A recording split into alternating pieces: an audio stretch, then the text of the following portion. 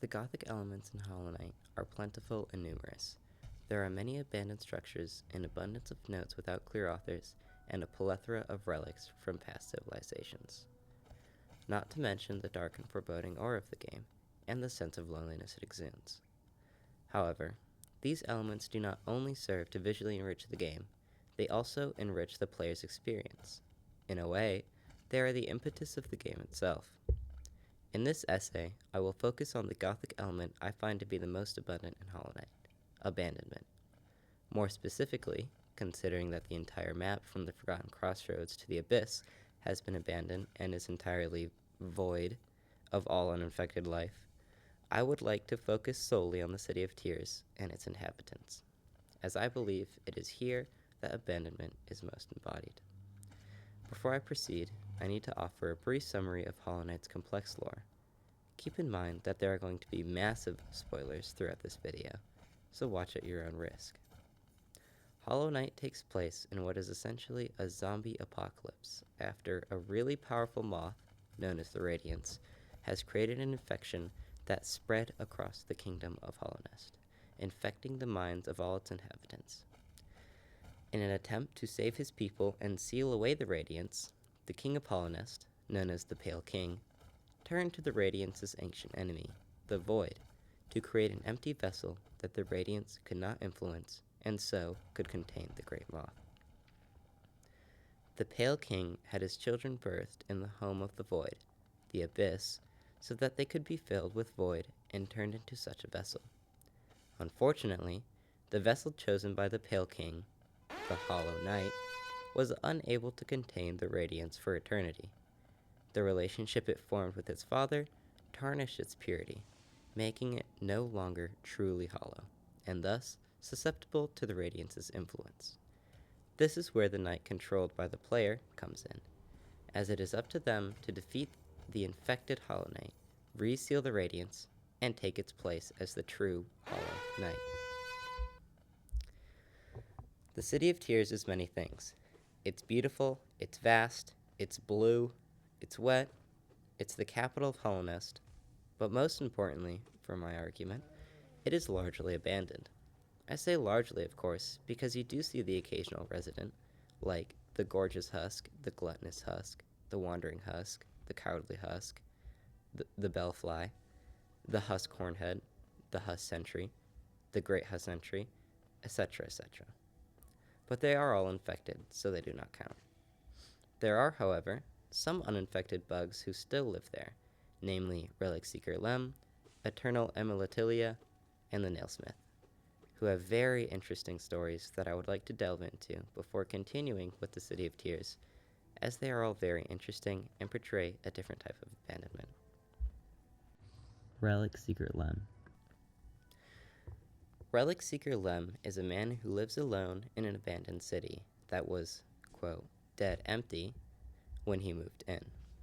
He lives a reclusive life, and we only ever see him leave his shop once, doing so just to gaze at the fountain near the city center.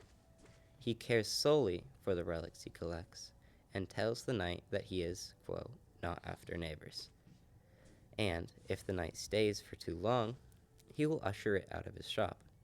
He lives a life devoid of all human, or bug, I suppose, interaction, bar the occasional visit from the knight to sell his wares. Being the first uninfected resident of the City of Tears you see, he is kind of the city's unofficial mascot, and considering how well his existence mirrors that of the city's, he plays that role well. Both he and the city are rich in history and ancient artifacts, and both he and the city will forever live alone, surrounded by relics from civilizations past. Eternal Emilatilia. Emilatilia can be found in a hidden room in the City of Tears. Her room is, at first, only accessible through a series of hidden walls in the royal waterways, underneath the City of Tears. Once accessed, it provides a shortcut to the waterways from the city.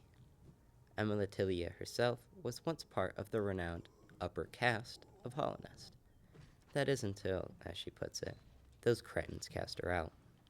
However, the most interesting thing about her is that she is the only bug in the City of Tears, and one of only few in all of HollowKnight to have survived the infection unscathed, hence the name Eternal Immolatilia. How exactly this happened is debatable, but I assume it to be because she stayed locked in her room and never left. Side note, that means that the knight may have directly caused her death if after opening her doors she got infected, but this is only speculation. Irregardless, which isn't a word, of the way she survived, the important part is that she did survive, and that she will spend the rest of her life alone, shunned by her peers. But the funny part is, she could not be happier. Every waking moment of her life is spent alone in her desolate room, laughing and kicking her feet, overjoyed at the fact that the people, or bugs, who abandoned her are dead, and she is not. The Nailsmith. The Nailsmith hardly even noticed HollowKnight collapsing around him, as he was too busy working alone in his smithy, devoting his life to creating a pure nail, quote, the ultimate weapon of HollowKnight. He can be found to the immediate left of the City of Tears and functions as a weaponsmith that will upgrade the knight's nail 4 separate times for increasing prices, before reaching its highest level, the aforementioned pure nail. Once he has completed his lifelong quest and honed his craft to perfection, in a bout of reckless abandonment, he will beg to be struck down by his creation, as, with his life's work completed, his only remaining desire is to see and feel the perfected nail strike true.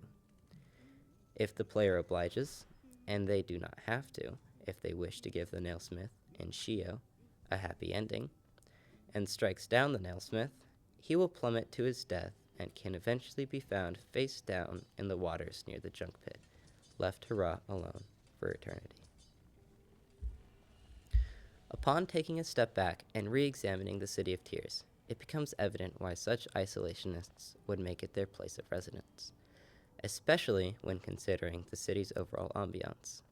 The City of Tears was built in a giant cavern under a massive lake, and it is a mix of these two elements, along with the fact that the city has been uninhabited for ages, that give the city its defining characteristics: dark, wet, lonely, rainy, and empty, kind of like England.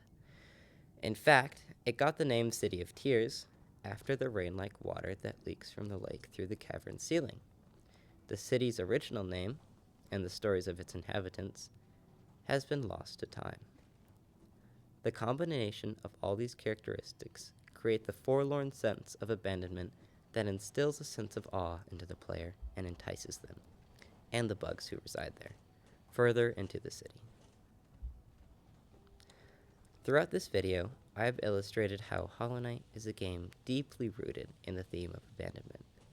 By focusing on a specific area, I was able to demonstrate in depth how pervasive this theme is, and how it shapes both HollowKnight itself and the lives of its inhabitants.